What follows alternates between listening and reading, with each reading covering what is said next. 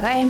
Chào mừng các em đã quay trở lại với hệ thống ôn thi đại học 247. Ở bài học trước thì chúng ta đã được đi tìm hiểu về amin. Vậy thì amin chính là khi NH2 là nhóm chức. Còn bài học ngày hôm nay chúng ta sẽ đi tìm hiểu về amino acid. Vậy thì amino acid là gì? Amino acid chính là khi NH2 là nhóm thế. Amino acid thì chiếm từ 2 đến 3 câu trong các đề thi đại học. Vì thế mà chúng ta sẽ tìm hiểu qua bài học ngày hôm nay. Phần thứ nhất chúng ta sẽ đi tìm hiểu về định nghĩa, cấu trúc và danh pháp. Phần thứ hai là tính chất vật lý và phần thứ ba chính là tính chất hóa học. Bây giờ thì chúng ta sẽ cùng nhau bắt đầu vào phần đầu tiên, đó chính là định nghĩa, cấu trúc và danh pháp. Cô sẽ có một số ví dụ về amino acid như sau: H2N, CH2, COOH, H2N, CH2, CH2, COOH, vân vân. Trên bảng của cô là 2 ví dụ về amino acid. Vậy thì chúng ta hãy để ý lên đây, nhận xét cho cô xem hai phân tử này có gì giống và khác nhau. Chúng ta để ý thấy là trong phân tử đều có nhóm NH2 và có nhóm COH. Bên này cũng NH2 và COH. Vậy thì amino acid là gì? Amino acid chính là một hợp chất hữu cơ tạp chức bởi vì trong phân tử của chúng gồm có hai chức amin và chức axit. Tiếp theo, phân tử của chúng sẽ chứa đồng thời nhóm amino chính là nhóm NH2 và nhóm carboxy COOH. Vậy thì cứ phân tử hợp chất hữu cơ nào chứa đồng thời cả hai nhóm này thì người ta gọi chúng là amino acid. Còn về phần cấu trúc thì cấu trúc của amino acid như thế nào? Chúng ta hãy cùng nhìn lên đây. Trên bảng của cô sẽ biểu diễn về cấu trúc của amino acid. Thì đây chính là cấu trúc phân tử của amino acid. Cấu trúc này sẽ gồm, chúng ta thấy này, có đầu NH3 dương và COO trừ âm. Cấu trúc ion lưỡng cực và phân tử sẽ nằm cân bằng với nhau. Chính vì thế mà tính chất của amino acid sẽ mang tính chất lưỡng tính. Và tính chất như thế nào thì chúng ta sẽ chuyển sang phần tiếp theo. Tên gọi của amino acid như thế nào? Đầu tiên chính là tên thay thế. Tên thay thế của amino acid người ta sẽ gọi bằng tên axit này cộng với vị trí nhóm thế NH2. Tên axit tương ứng. Một cái tên gọi nữa đó chính là tên bán hệ thống sẽ gọi bằng axit cộng với vị trí nhóm NH2. Chú ý là vị trí nhóm NH2 này sẽ gồm chữ cái Hy Lạp và cộng với axit tương ứng. Thì đây chính là một số tên gọi của amino acid. Cô có bảng tên gọi của một số amino acid thông thường. Đầu tiên chúng ta có NH2, CH2, COH. Chúng ta có tên thay thế này: axit amino ethanoic. Tên bán hệ thống: axit amino acetic. Và chú ý ở đây, amino acid người ta thường gọi bằng một tên thường, đó chính là glycine, ký hiệu là gly. Tiếp theo, amino acid tiếp theo CH3, CH, NH2, COH. Và người ta cũng sẽ chỉ chú ý đến ký hiệu tên thường, đó chính là alanine, ký hiệu là ala. Tiếp theo là valine, tyrosine, axit glutamic và lysine. Thì các em hãy chú ý nhớ cho cô, thứ nhất là tên thường này, thứ hai là công thức phân tử, công thức cấu tạo để chúng ta làm một số bài tập. Vì trong bài tập người ta sẽ không gọi tên thay thế, không gọi tên bán hệ thống mà người ta sẽ chỉ sử dụng tên thường thôi. Tiếp theo chúng ta sẽ chuyển sang phần tính chất. Thì đầu tiên, tính chất vật lý của amino acid. Tính chất thứ nhất, amino acid là các tinh thể không màu có vị hơi ngọt. Tiếp theo là về nhiệt độ sôi, nhiệt độ nóng chảy thì nhiệt độ nóng chảy của amino acid thường là rất cao.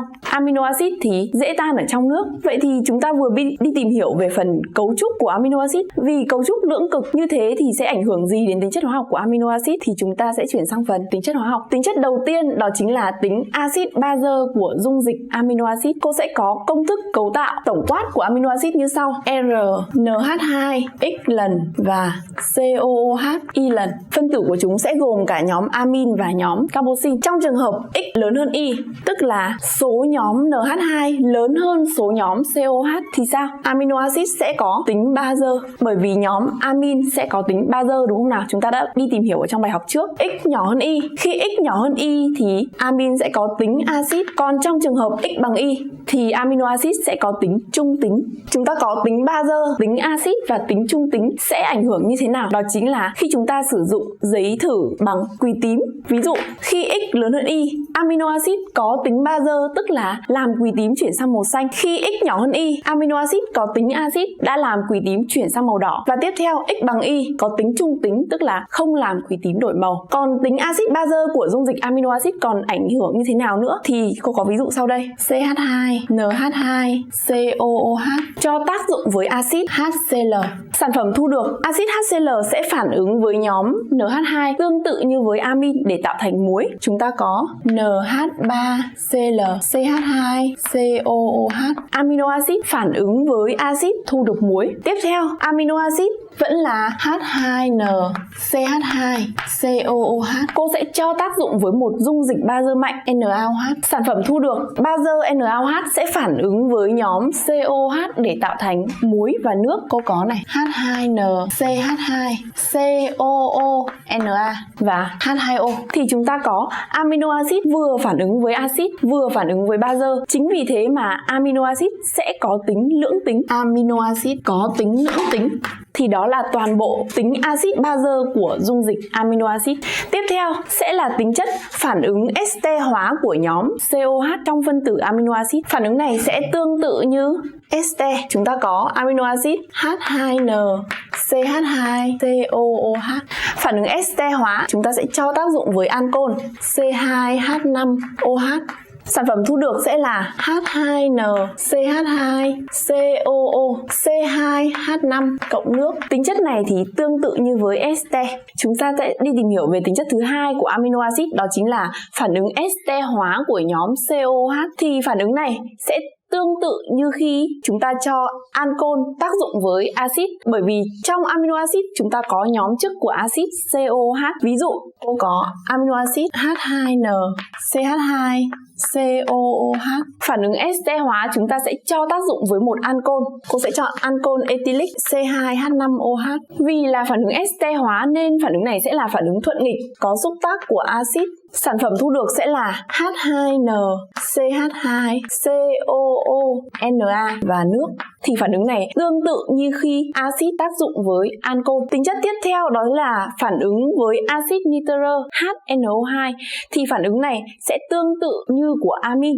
Cô vẫn lấy ví dụ với amino acid H2N CH2 COOH. Chúng ta cho tác dụng với axit nitơ HNO2. Cô sẽ viết thành HONO.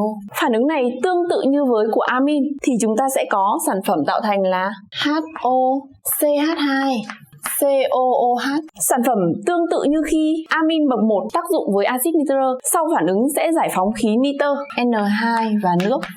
Và phản ứng đặc trưng cuối cùng của amino acid đó chính là phản ứng trùng ngưng. Thì phản ứng trùng ngưng là gì?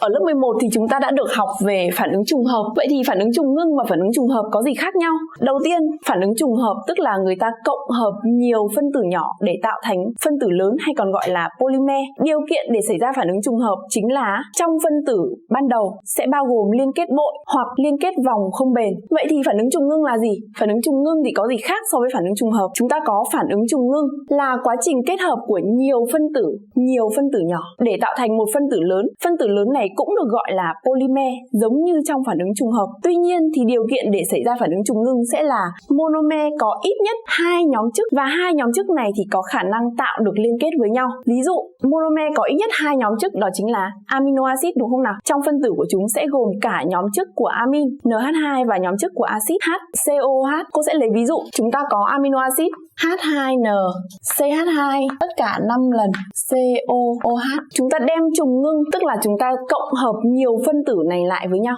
HNH CH2 tất cả 5 lần COOH.